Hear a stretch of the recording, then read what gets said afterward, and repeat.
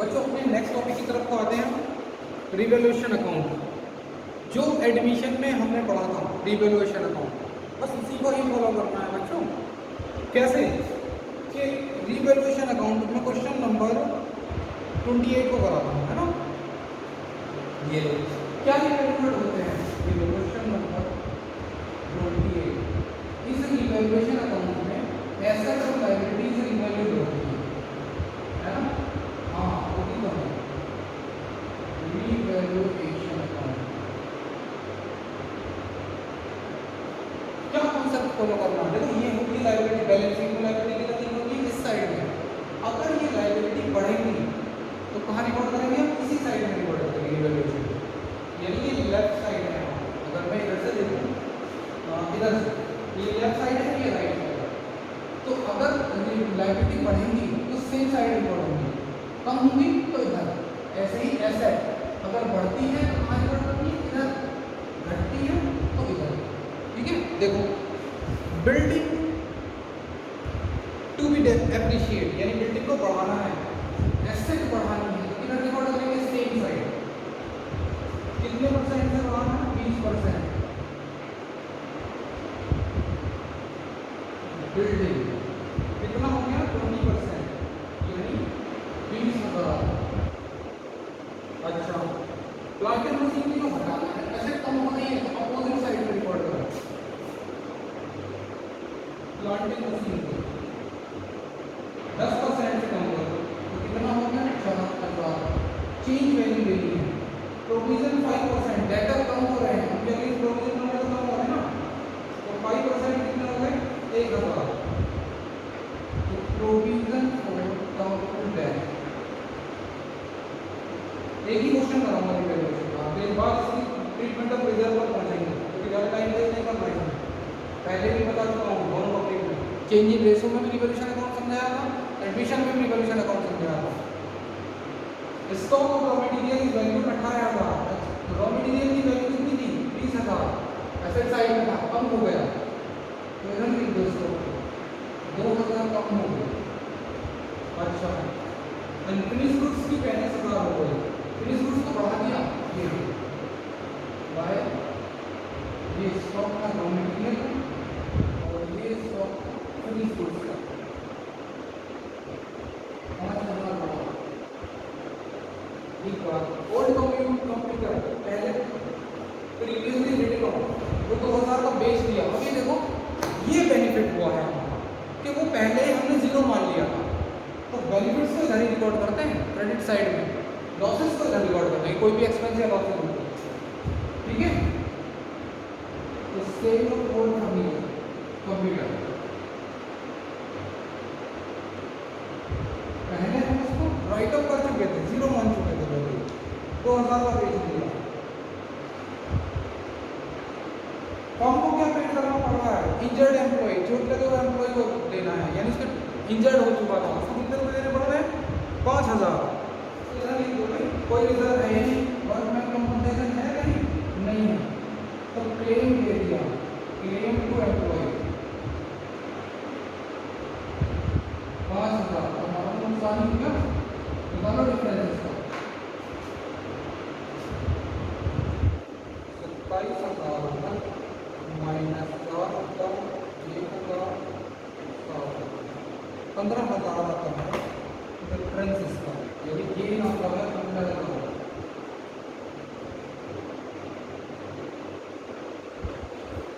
ठीक है, general entry कैसे पास करें, तो अकाउंट बनाने की बात हो गई। अगर हम जनरल एंट्री पास कर रहे हैं,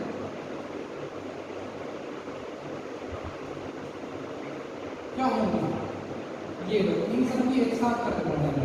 रिवैल्यूएशन अकाउंट क्या हो रहा है, इन सब से डेबिट हो रहा है ना, ये revaluation account debit to plant and machinery, to provision करते हैं डेटर का, टू स्टॉक और टू रॉ मटेरियल वाला स्टॉक है ना, और टू क्लेम। इसको एम्प्लॉय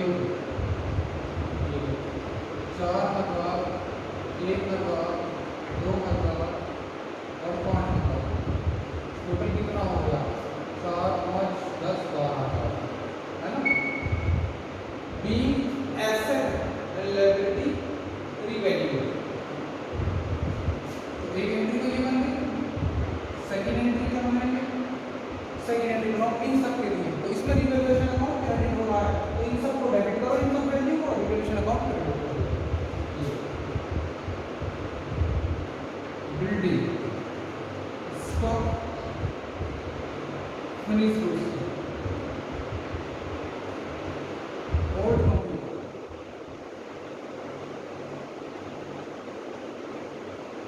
two readers,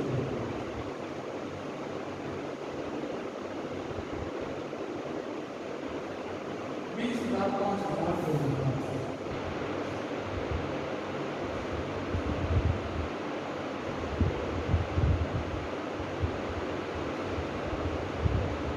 ठीक है, क्या बचा, ये गेम बचा। करो उसकी entry number third, game revaluation account को डेबिट कर रहा है 15,000, और कहाँ जाएगा ये गेम, जो पार्टनर होंगे उनके कैपिटल अकाउंट में जाएगा। कौन कौन पार्टनर है, देखो ए बी सी, और इनकी ओल्ड रेशियो, इनकी ओल्ड रेशियो बताते हैं 2A 2B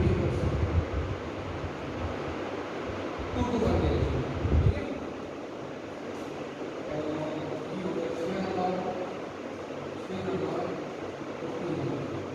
हम खत्म, ये था रिवैल्यूएशन अकाउंट। पढ़ते हैं इसके बाद नेक्स्ट ट्रीटमेंट ऑफ गुडविल, ठीक है, जल्दी से नोट करो, फिर इसके बाद ट्रीटमेंट ऑफ गुडविल पढ़ते हैं। ट्रीटमेंट ऑफ सॉरी चलो तो treatment of reserve and accumulated profit की बात कर रहे हैं। देखो क्या था ये कॉन्सेप्ट, मतलब ये कॉन्सेप्ट ये था, मैंने एडमिशन में भी आपको बताया कि बैलेंस शीट के अंदर लायबिलिटी साइड में और एसेट साइड में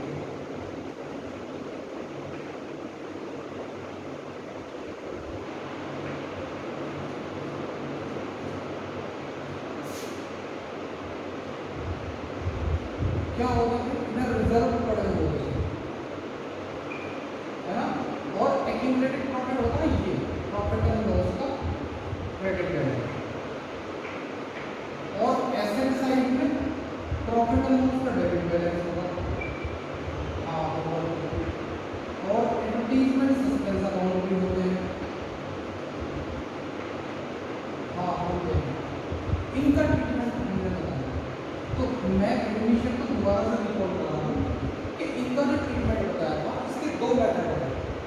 मेथड क्या था कि अगर फर्स्ट मेथड की बात करें, कब फॉलो करेंगे हम फर्स्ट मेथड की, मर्जी से नहीं करना है।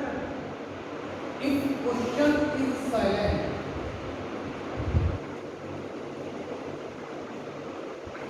साइलेंट है ना, रिगार्डिंग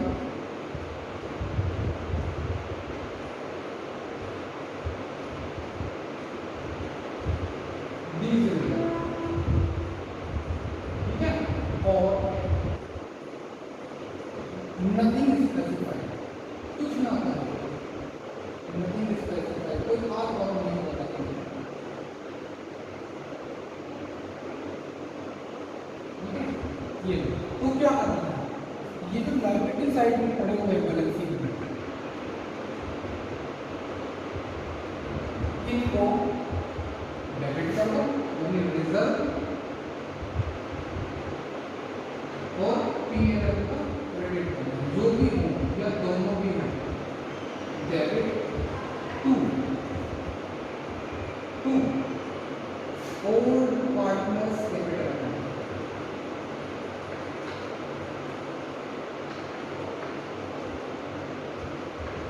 किस रेशियो में करेंगे हम इनको, हमेशा ओल्ड रेशियो में ही करते हैं, ओल्ड रेशियो में, ठीक है, यानी ये भी जाएंगे क्योंकि ओल्ड रेशियो में ही जाएंगे। एक एंट्री तो ये बनी, बीइंग रिजर्व डिस्ट्रीब्यूटेड,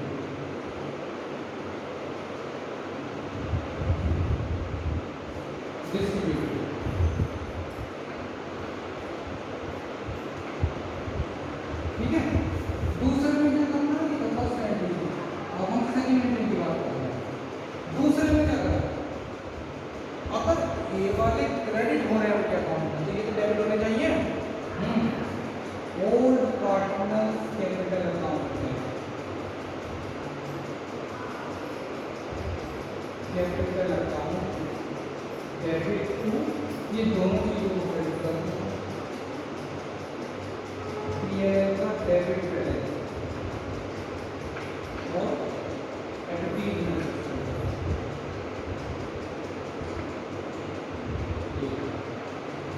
यानी इनको भी हम ओल्ड रेशो नहीं करेंगे, ठीक है। इसकी नरेशन बना लेना भी debit balance of parent has been transferred to capital account, ठीक है। पीएनएल का डेबिट बैलेंस या एडवर्टीजमेंट ट्रांसफर, ठीक है। समझो इधर लायबिलिटी साइड में जितने भी बैलेंस होते हैं इनका नेचर होगा क्रेडिट का, और जितने भी एसेट साइड में बैलेंस होते हैं इनका नेचर होगा डेबिट का। जब हम इनको खत्म करेंगे, उनके अकाउंट को पहुंचाएंगे, तो क्या करना होगा, क्रेडिट करना होगा। देखो मैंने क्रेडिट कर रखा है, तो कैपिटल अकाउंट में क्रेडिट करना, इनको खत्म करेंगे, ट्रांसफर करेंगे, इनको डेबिट करना होगा, डेबिट और क्रेडिट डेबिट है, और साथ में कैपिटल अकाउंट में, ठीक है। लेकिन सेकेंड प्रेफरेंस जो मेथड है वो क्या फॉलो करते हैं, कब करनी है, क्वेश्चन में लिखा हो these value should not be affected,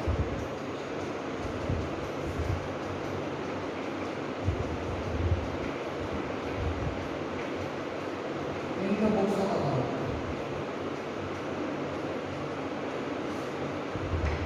यानी ये वैल्यू बुक्स ऑफ अकाउंट में अफेक्टेड नहीं होनी चाहिए, यानी जैसे हैं as it is balance sheet में रहनी है। इस मेथड में तो खत्म कर दिया, बैलेंस शीट से हटाकर कैपिटल अकाउंट में पहुंचा दिया, लेकिन हमको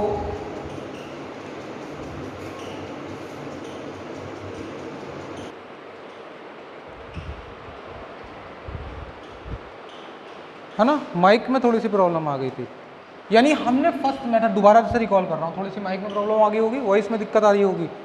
हमने जब फर्स्ट मेथड कब फॉलो करा कि अगर क्वेश्चन साइलेंट हो, कुछ ना कहे इनके बारे में, तो सीधा सीधा इनको इनके कैपिटल अकाउंट में पहुंचा दो, इनको इनके कैपिटल अकाउंट में, यानी ये एंट्री थी इसकी और ये एंट्री थी इसके लिए। इनका नेचर होता है क्रेडिट का, तो हमने ट्रांसफर करने के लिए इनको डेबिट करा और कैपिटल अकाउंट को क्रेडिट कर दिया। इनका नेचर एसेट वाली वैल्यू का डेबिट का होता है, ट्रांसफर करने के लिए इनको क्रेडिट करा और कैपिटल अकाउंट अफेक्टेड कर दिया, ठीक है। ये दो एंट्री बन के आती हैं ट्रांसफर करने की, याद कर लो, रट लो, कुछ भी कर लो। लेकिन सेकंड प्रेफरेंस मैंने बताई कि कब होगी ये, कि ये value as it is balance sheet में ऐसी ही रहनी है। इस मेथड में तो हमने इनको हटा दिया, यहाँ से बैलेंस शीट से ट्रांसफर करा, कैपिटल अकाउंट में पहुंचा दिया, लेकिन यहाँ हम इनको ट्रांसफर नहीं कर सकते। क्या कहेगा, और कह सकता है कि पार्टनर डिसाइडेड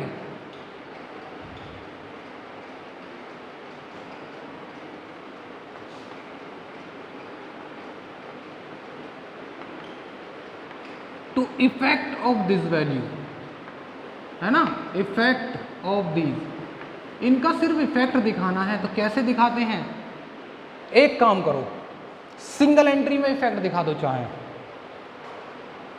जो डेबिट वैल्यू हैं उनको लो, यानी क्रेडिट वैल्यू को लो, उसमें से वो वाली जो डेबिट वैल्यू हैं उन्हें घटा देना। जैसे ये दोनों मिलकर कितनी आती है, 10,000, और वो दोनों मिलकर कितनी आती है, 8,000। तो क्या बचा, 2,000 बचा ना। तो बैलेंस कौन सा बचा, क्रेडिट वाला।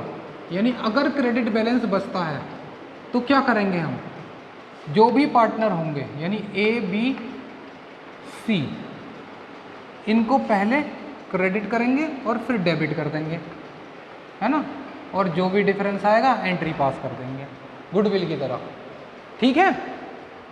फर्स्ट प्रेफरेंस के क्रेडिट वैल्यू पकड़ो, उसमें से डेबिट माइनस कर दो,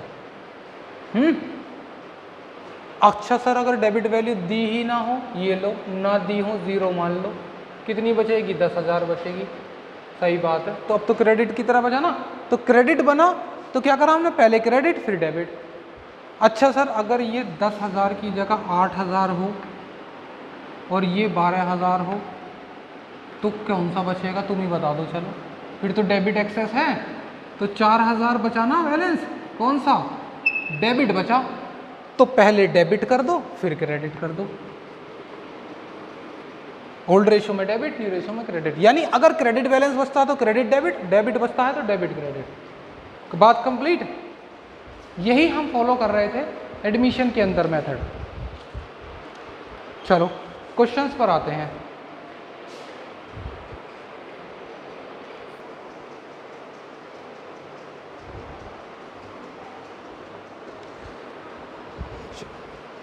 तो बच्चों क्वेश्चन से समझते हैं, बड़ा आसान है ये कॉन्सेप्ट वैसे, क्योंकि मैंने ये थ्योरेटिकली इसलिए लिखा है कभी कंफ्यूजन हो, दिक्कत हो या रिटन फॉर्म में हमारे पास ना हो। जब हम क्वेश्चन करेंगे तो ये जो लिखवाया था उससे कहीं ज़्यादा आसान है। ठीक है, देखो क्या कहते हैं, XYZ 3 पार्टनर हैं, इनकी रेशो थी 3:1। जेड रिटायर चल हो गया है ना। On the date of Z retirement following balance क्या क्या पढ़े थे? रिजर्व पढ़े थे, प्रॉफिट एंड लॉस का डेबिट बैलेंस पढ़ा था, workman compensation reserve, employ provident fund. देखो पहली बात तो मैंने कहीं भी एम्प्लॉय प्रोविडेंट फंड का जिक्र नहीं करा, तो इसको तो छेड़ना ही नहीं है, ये तुम्हारा है ही नहीं। यानी EPF जो होता है वो एम्प्लॉइयों का ही होता है, इस पर पार्टनर का कोई अधिकार नहीं होता। ठीक है, तो बात आती है जनरल रिजर्व की और प्रॉफिट एंड लॉस की। तो क्वेश्चंस ने क्या कहीं कहा कि मुझे इफेक्ट दिखाना है, यानी सेकंड प्रेफरेंस पर हमें नहीं जाना, हमें कहाँ जाना है? फर्स्ट वाली प्रेफरेंस पर, सीधा ट्रांसफर कर दो। ये लो, पहले जनरल रिजर्व और प्रॉफिट एंड लॉस की, यानी इन 4 चीज़ों की बात कर रहा हूँ मैं। ये लो question number 30, general reserve account debit 1,80,000 to X, Y और Z, कौन सी रेशो? Old ratio. क्लियर है? हाँ, 3:1, यानी 90,000, 60,000 एंड 20,000। ठीक है। नाउ प्रॉफिट एंड लॉस का जो डेबिट बैलेंस यानी एसेट साइड वाला बैलेंस, उसको तो इनके अकाउंट में डेबिट करते हैं हम। ये लो